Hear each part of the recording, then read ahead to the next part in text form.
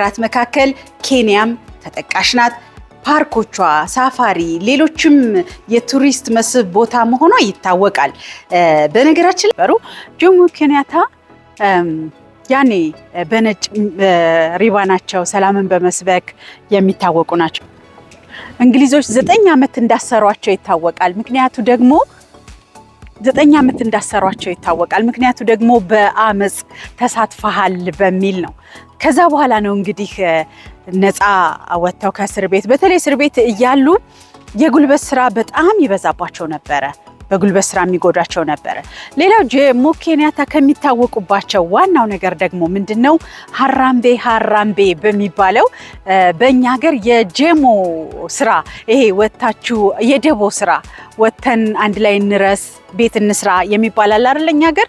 እሳቸው ደግሞ ሃራምቤን ነጮችም ጥቁሮችም ኬንያውያን ለኬንያ እድገት አብረን እንስራ የሚል ሐሳብ ነበራቸው። በዛ ይታወቃሉ። ሌላው ጆሞ ኬንያታ እንግዲህ በገጠሯ የኬንያ ክፍል ነው የተወለዱት እንደሚታወቀውና የህይወት ዕጣ ፈንታቸው ይመስላል በ10 ዓመታቸው እግራቸው ይታመምና ወደ ሚሽኖች ወደሚሰጡት አገልግሎት ይመጡና ሕክምናቸውን በሚሽኖች ያገኛሉ። ከዛን ጊዜ በኋላ ጆሞ ኬንያታ ወደ ሀገራቸው አልተመለሱም። ምክንያቱ ደግሞ የሚሽናውያን አኗኗር፣ ዕውቀት፣ ከተሜነት በጣም ይማርካቸውና በዛው ይቀራሉ። ታዲያ እዛው ቀርተው እንግሊዘኛ ቋንቋን፣ ሃይማኖትን፣ ሌሎችንም የሙያ ትምህርቶች በቦታው ቀሰሙ። ከዛ በኋላ ቀስ በቀስ ነጮች ጋር ተቀጥረው ሲሰሩ ነበረ። እንደገና ትምህርታቸውንም እያጠናከሩ ሂደው ወደ ናይሮቢ መዲናዋ ጋር ይመጣሉ። ከዛ በኋላ እንግዲህ በከፍተኛ ፍርድ ቤት ተቀጥረው በአስተርጓሚነት ይሰሩ ነበረ። በዛ ሲሰሩ ደግሞ እንግዲህ ቀበቷቸው በጣም ቄንጠኛ ነበር አሉ። እናም ጆሞ ኬንያታ የሚለው ስያሜያቸው የመጣው ከዛች ከቅንጧ ቀበቶ ጋር በመያያዝ ነው የሚል ታሪክ አለና በምስራቅ አፍሪካ ለየት ያደርጋቸዋል። ምክንያቱም እንደዚህ አይነት አለባበስን የባህላቸው አድርገው በመያዛቸው ነው። ማሳዮች ቀዩን ቀለም የቅዱስነት መገለጫ ይሉታል። በተጨማሪም ከዱር እንስሳት ይጠብቀናል ብለው ያምናሉ። ብርቱካናማውን ደግሞ እንግዳ ተቀባይነትን፣ ጓደኝነትን ይወክላል ይላሉ። እውነት ነው። እኔ እንደ ግድነት አልተሰማኝም። አቅርበውኛል። ምንም እንኳን በቋንቋ ባንግባባም እንዲህ ተቀራርበን ተጫውተናል። እንዲሁም አዳሙ የተባለውን ዝላይ ወይም ጭፈራ ማድረግ ነው። እስቲኑ ተመልከቱ እንዴት እንደሚዘሉ። ይህ የዝላይ ጭፈራ ብቻ ሳይሆን መልእክት አለው። ይሄውም ትልልቅ ሰዎች ሆነናል፣ ከ18 ዓመት በላይ ነን፣ ለማግባት ደርሰናል የሚል መልእክት እንዳለው ነው በጎሳው መሪዎች የሚነገረው። በዚህ ጭፈራ ላይ 2 ጉብሎች ናቸው የሚጨፍሩት ወይም የሚወዳደሩት። ወደ ላይ የሚዘሉት ማን የተሻለ ይዘላል የሚለውን ለማሳየት በጣም ከፍ ብሎ የዘለለው እሱ ጠንካራ የአካል ብቃት ጥንካሬ ያለው በመሆን ይመረጣል። እስኪ ደግሞ በኬንያ የቱሪስት መስህብ ከሆኑት መካከል ቀጭኔዎችን የመመገብ ስፍራ አንዱ ነው። ወደዛ እስኪ እንሂድ።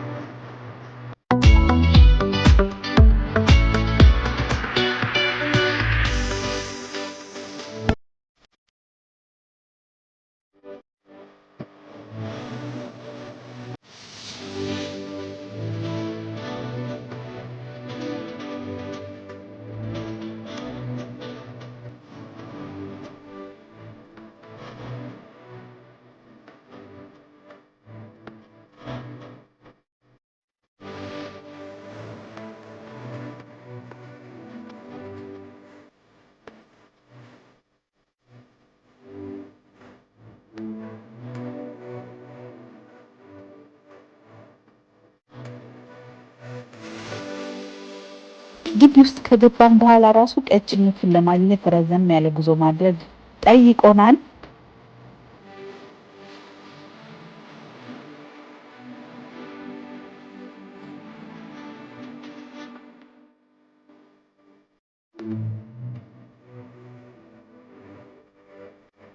ሰተን የምንመግባቸው ነውና ከተለያየ ቅጠላ ቅጠል የተሰራ እንደ ከረሜላ ነገር ነው። እንግዲህ ሄደን ገባ ብለን እንዴት እንደምንመግባቸው እናያለን።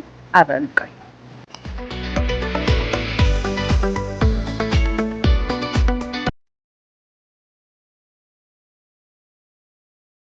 ቀጭኔ በዓለማችን ረጅም ከሆኑ እንስሳት እንግዲህ ቀዳሚዋ እንደሆነች ይታወቃል። እስከ 1300 ኪሎ ግራም ይመዝናሉ ተብሎም ይታሰባል። ቀጭኔዎቹ አንገታቸውን እንደፈለጉ ማጠማዘዝም ማጠፍም ደግሞ ስለሚችሉ መላ ሰውነታቸውን በምላሳቸው የመላስ ችሎታ አላቸው። ለመጀመሪያ ጊዜ ቀጭኔዋን ለማብላት እንግዲህ እጄን ስዘረጋ በጣም የሚነዝርና የሚሻክር ትኩስ ምላስ እጄ ላይ ሲያርፍ በጣም ነበር የደነገጥኩት።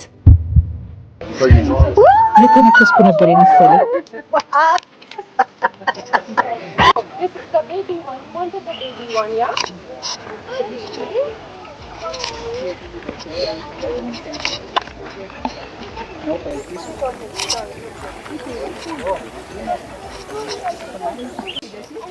በጣም አስፈሪ ነው።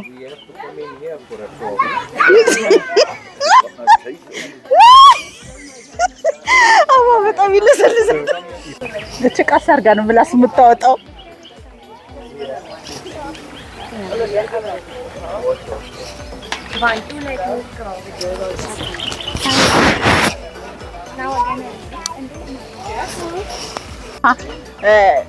የሚለም ምንድነው በትክክል ካልያዛችኋቸው እንደዚህ ካልመገበቻቸው ይማታሉ በጭንቅላታቸው እያለን ነውና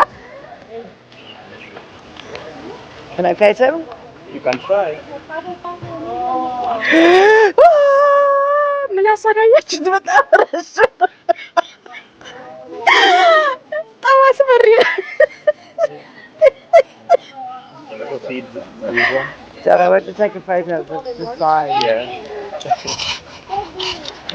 በነገራችን ላይ ቀጭኔ በአፍሪካ የሚኖር ባለሙሉ ሽሆኔ ጡት አጥቢ የዱር እንስሳት እንደሆነ ይታወቃል። አንዳንድ ቀጭኔዎች በቀን እስከ 34 ኪሎ ግራም የሚመዝን እጽዋትን መመገብ ይችላሉ። በተለይ እዚህ ግቢ ውስጥ የምንመለከተው እሾሃማ ግራሮች ደግሞ በቀጭኔዎች ተመራጭ ምግብ ናቸው ይላሉ። እስኪ ሌላዋን ደግሞ እናብላ።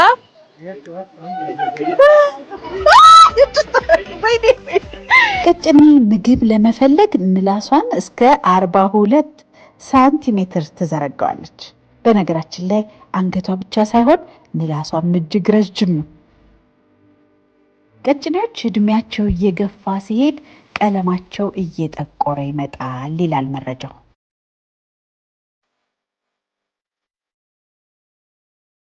ሳይሆንም ማብላት ያለብኝ እንደዚህ ነው እያለ ነው። ምላሷን ታወጣለች። ልክ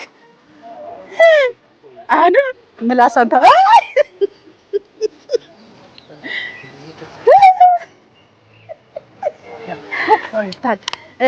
ሰዎች እንደሚሰጧቸው በደንብ ያውቁታል። ምላሳቸውን እያወጡ ነው የሚጠብቁት። እኔ በጣም ነው የገረመኝ በእውነት። ይሄ ስልጠና የወሰዱ ቀጭኔዎች ናቸው ማለት ይቻላል። በነገራችን ላይ ይሄ ቀላል ገቢ የሚባል አይደለም። ይሄ ፓርክ የሚያስገባው በዚህ ቀጭኔዎችን በመመገብ ብቻ ከእያንዳንዳችን 1500 ኔራ ነው የሚቀበለው። ለሀገሬው ሰው ደግሞ 400 ኔራ በየሰዓቱ በየደቂቃው ነው እንግዲህ እንደዚህ ሰዎች የሚገቡት። ገቢው ቀላል የሚባል አይደለም እና በጣም የቱሪዝም መስህብ ቦታ ነው ብዬ አይቼዋለሁ። ሰብስክራይብ በማድረግ ቤተሰብ እንሁን።